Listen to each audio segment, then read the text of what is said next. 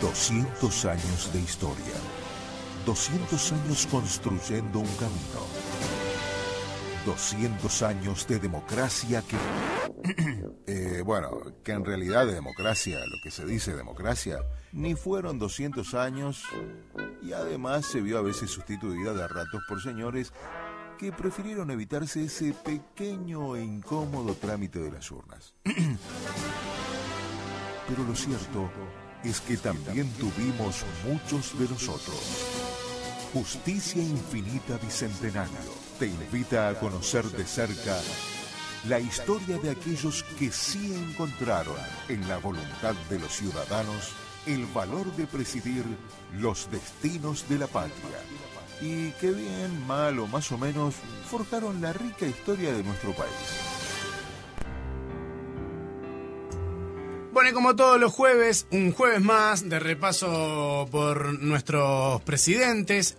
Hoy con la visita del profesor Lincoln Maistegui, quien ya ha venido, creo que vino a hablar de Berro, si no recuerdo mal. Hoy para hablar de Gabriel Terra, bienvenido, buenas tardes. Buenas tardes. ¿Cómo estás? Saludos a todos. Con frío. Está bravo, ¿no? Bastante bien, sí. Está complicado, pero bueno, acá se lleva bastante bien acá adentro, así que tenemos por lo menos un ratito vamos a estar bien. Bueno, nos toca Gabriel Terra en este orden cronológico que estamos siguiendo. Estuvimos apenitas tocamos en la columna pasada. Sí, y en la anterior, digamos, porque es una persona, cuando uno habla de Baltasar Brum, claro, hay que hablar de Terra, lógico. Tenés que hablar de Terra. Sí. Mirá, Terra ocupa 40 años de la vida de este país, donde la política pivotea en torno a su figura, ¿no? Como uno de los líderes de ese tiempo. Y la historia yo creo que ha sido injusta con Terra. No es mi intención defender el golpe de Estado de 1933. Yo vengo de familia blanca independiente, fue muy opuesta a ese golpe y no tengo una opinión favorable a ningún golpe de Estado.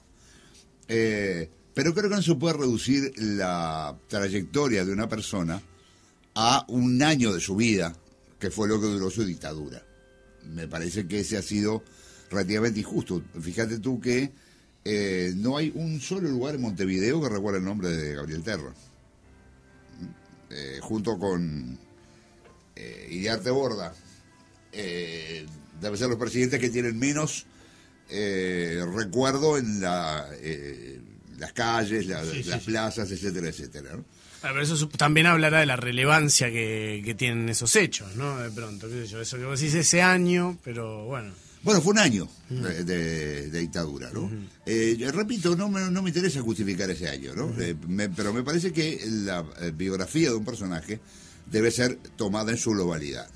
Y por lo tanto tenemos que tratar de, para hacer una visión relativamente que se aproxime a la justicia, porque justo nunca se puede saber si uno lo es o no, hay que tomar en cuenta las circunstancias, el tiempo, los valores de esa época, en fin, todo lo que rodeó el famoso golpe de Estado de Terra. Lo que sí quiero dejar clarito desde el principio es una cosa: no hay golpes buenos y golpes malos. Claro.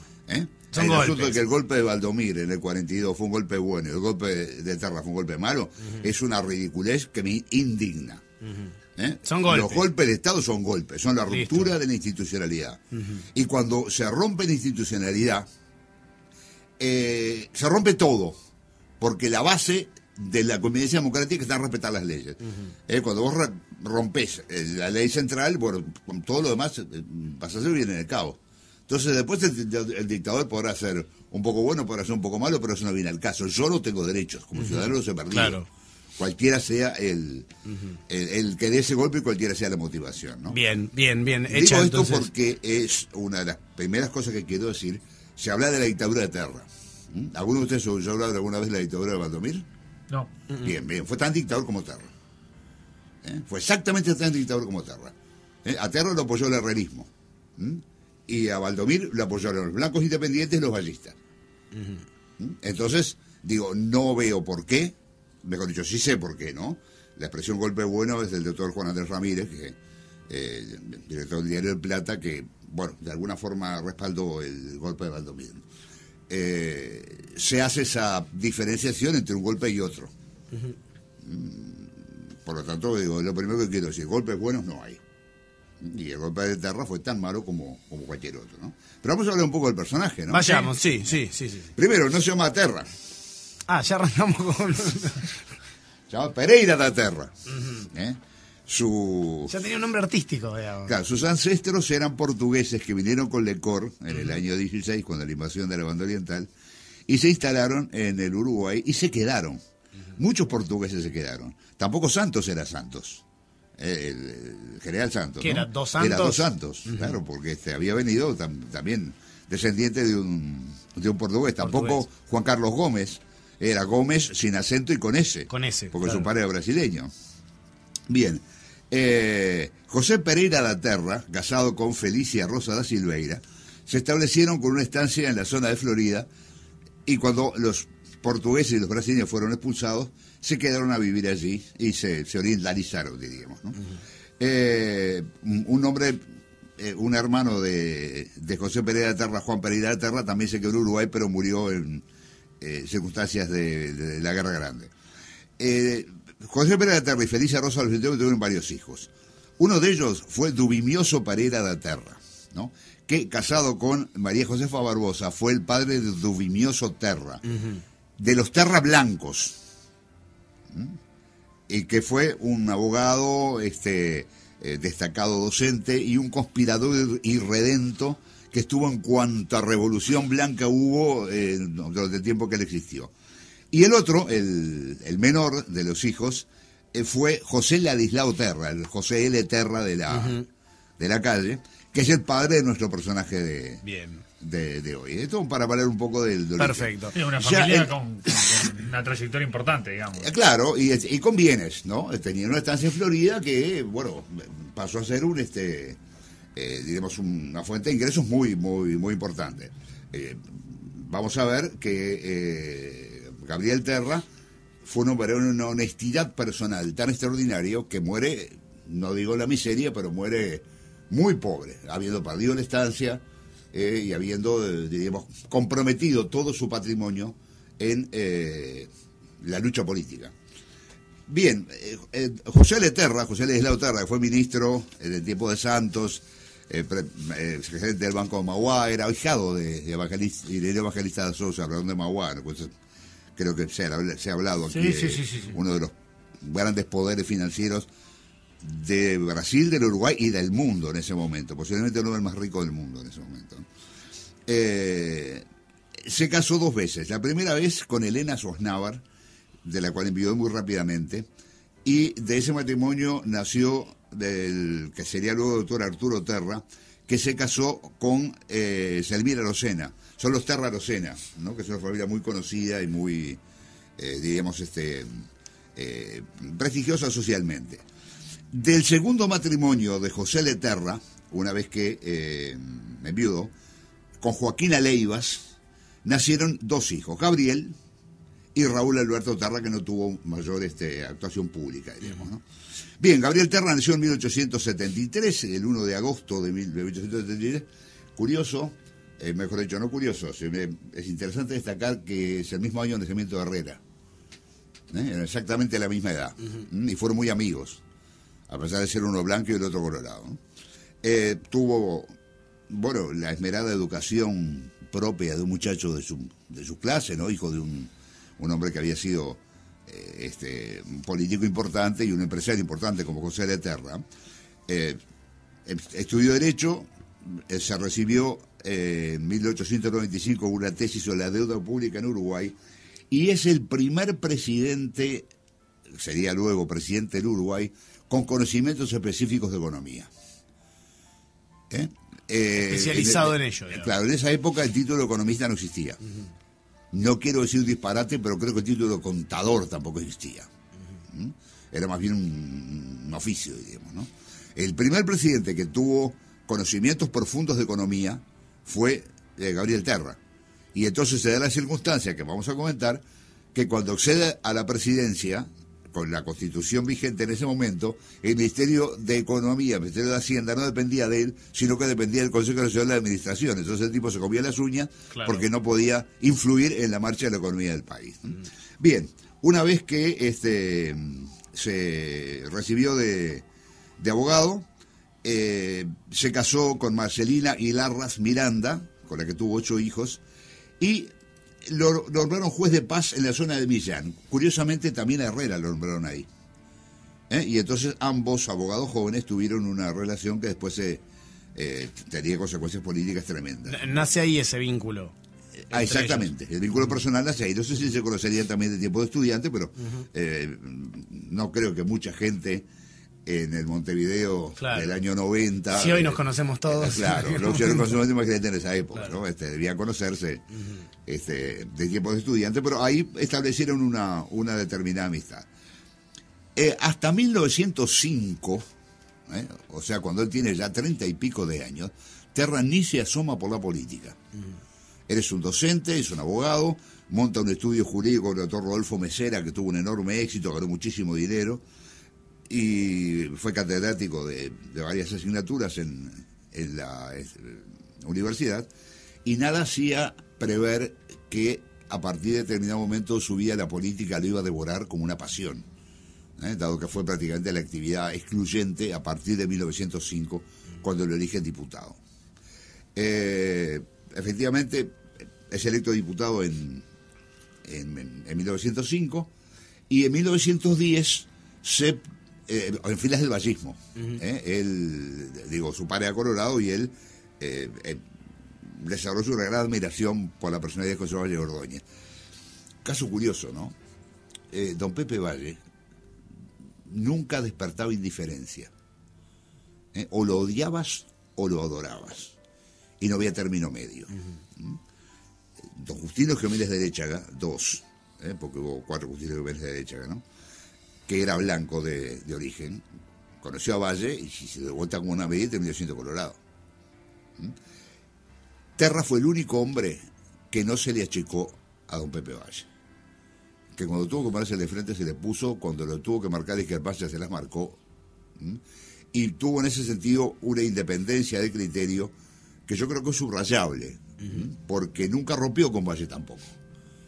Simplemente se hizo respetar. Por ejemplo, en 1910, cuando se está discutiendo la segunda presidencia de Valle, que será la gran presidencia, no la presidencia de las grandes reformas, Terra, que era diputado, no estaba de acuerdo con la idea colegialista de Valle, ¿no? Y entonces dijo, este hombre no tiene que ser presidente una segunda vez. Yo creo que es el mejor político que tenemos, es el más competente, pero tiene un proyecto político que yo no comparto. Por consiguiente, si él quiere ser presidente para impulsar un proyecto colegialista, yo no lo voy a respaldar. Bien, esa independencia don Pepe no las perdonaba. Y le puso la proa. Le puso el palo en la rueda bastante. Claro, muchísimos palos en la rueda en la vida política posterior. Bien, cosas de los avatares de la vida. En esos años, Terra, bueno, primero fue ministro de Industrias de Claudio Williman, después siguió trabajando de abogado y siendo legislador, y sobre finales de la década establece una estrecha amistad con Baltasar Brum. Pero una amistad del alma, eran realmente muy, muy amigos. Tanto así que cuando Brum asciende a la presidencia en 1919, último presidente que no se electo por voto popular, sino que se electo por el voto de las cámaras, lo nombra ministro del Interior. Que es que Terra fue el ministro del Interior de Brum. Y posteriormente, cuando Brum preside el Consejo Nacional de Administración, Terra es electo para integrar el mismo. Que sí que nuevamente vuelven a integrar el mismo organismo de gobierno.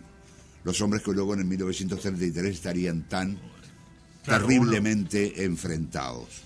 Eso es un hecho que hay que tener en cuenta porque, bueno, lo que pasó después hace que tenga una trascendencia sumamente importante, ¿no?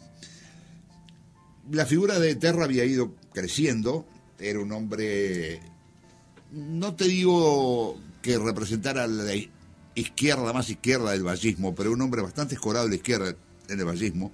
Propuso un proyecto, por ejemplo, de reforma de la legislación de sucesiones, por la cual que le heredaba una determinada cantidad de dinero, se le quitaba esa cantidad de dinero para poner la instrucción pública, o sea, reforma de ese tipo, viste, que no son de una persona conservadora. Va creciendo políticamente, y en 1926 que año de elecciones, prácticamente era el candidato cantado del vallismo para suceder a José Cerrato. Y entonces ahí es que don Pepe aprovecha un pretexto familiar para ponerle un palo en la rueda. Empezar a poner esos palos en la rueda. De esos realmente muy graves, ¿no? Terra era masón y, diríamos, no religiosos. Su esposa era muy católica. Entonces se pusieron de acuerdo en educar a sus hijos, si eran mujeres en el catolicismo y si eran hombres en el liberalismo, diríamos, fuera de toda concepción religiosa. O sea, si son varones, marchan masones. Si son mujeres, monjas. Algo así, no era exactamente así, pero bueno, más o menos ese era el acuerdo. En 1926, una de las hijas de Terra va a contraer matrimonio. Le pide a su padre que sea padrino de la boda, cosa que Terra evidentemente acepta, ¿no? Y el diario de don Pepe saca un artículo en el cual decía: toleramos sin dejar de criticar a los jóvenes enamorados a quien rinde Cupido, pero no a los hombres prominentes de nuestro partido, los que pueden aparecer ante la masa popular como un símbolo del espíritu anticatólico, que no son ya ni jóvenes inexperientes ni tiernos y débiles enamorados. Y más cuando su nombre iba a figurar en la lucha partidaria representando la luz del progreso y la libertad que combaten el oscurantismo religioso allí donde lo haya. No era necesario concurrir a la ceremonia ni a la boda, contrariando con su aparición como actor el sentimiento de nuestro partido. Un exabrupto brutal. Tremendo. El tipo lo único que había hecho era ser el padrino de la hija, ¿no? Claro. Bueno, Terra le contestó con una carta muy digna, ¿no? Un fragmento dice: los que me conocen, y son muchos en este país, saben que desde que era estudiante en la universidad no he creído jamás en la verdad de ninguna religión positiva. No obstante, mis hijas mujeres son católicas, así como los hijos contagiados de mi escepticismo. Aquellas siguen la religión de la madre, a cuyo cuidado estuvo su educación por acto deliberado.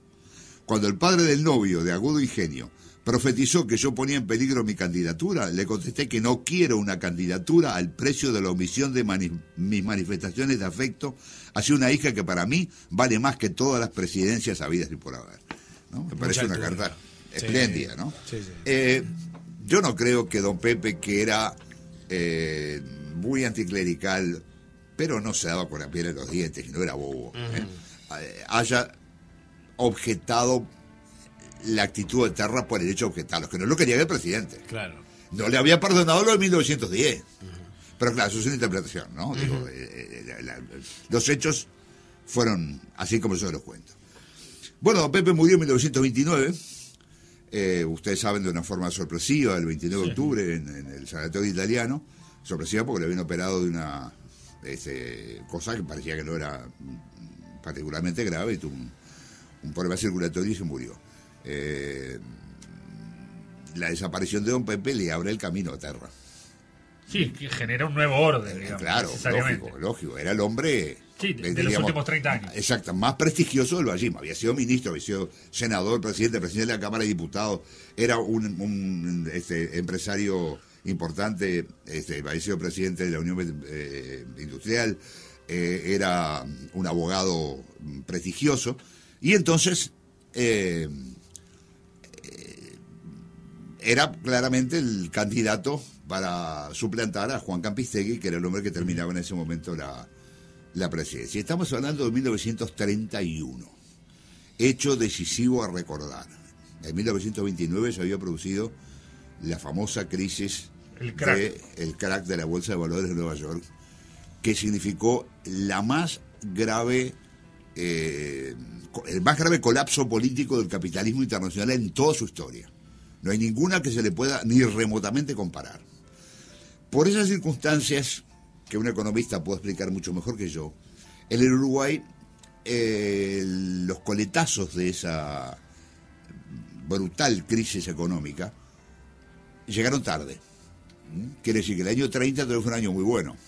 Fue el año donde ganamos el Campeonato Mundial de Montevideo, donde se hizo el Estadio Centenario, donde se vivió todavía muy bien. Ya el año 31 no fue tan bueno. Y cuando va a asumir la presidencia, Terra, que gana las elecciones, En ese momento los colorados tenían unos 15 a 20 mil votos de diferencia respecto a los blancos, y él, dentro del lema colorado, le gana a sus competidores. Campistegui, que estaba de duelo porque el día anterior a que traspasó la banda se murió su mujer, ¿no? O sea, fíjate qué momento difícil para él. En el momento de traspasar la banda dijo: no te envidio, Gabriel. Te va a tocar gobernar en una época realmente muy fea, muy difícil, de estrechez económica y de grandes problemas. Y así fue. Entonces, para entender lo que pasó, hay que explicar un poco lo que era el sistema político de la Constitución del 19. ¿Te parece si hacemos una pequeña pausa y volvemos ya con el gobierno de Terra? Bueno, acá hay algunas preguntas, hay gente que nos pide si podemos repetir el nombre preciso de Terra, entero el que mencionabas al principio, que era Da Terra. Pereira da Terra era el nombre original de él. Pereira da Terra. Y alguien por acá que nos dice: la represa de Paso de los Toros se llama Gabriel Terra. Sí, exacto. Sí. Es la única, hasta donde yo sé, por lo menos es la única cosa en el Uruguay Claro, que no es recuerda que su lleve a nombre. nada, digamos. Claro. Pero al lado de otros, digamos. Claro. Es decir, cuántas Sí, calles, sí. avenidas Herrera y calles Valle y en todos lados, ¿no? Bien. Hacemos una pausa y volvemos con Lincoln Maistegui para hablar de Gabriel Terra.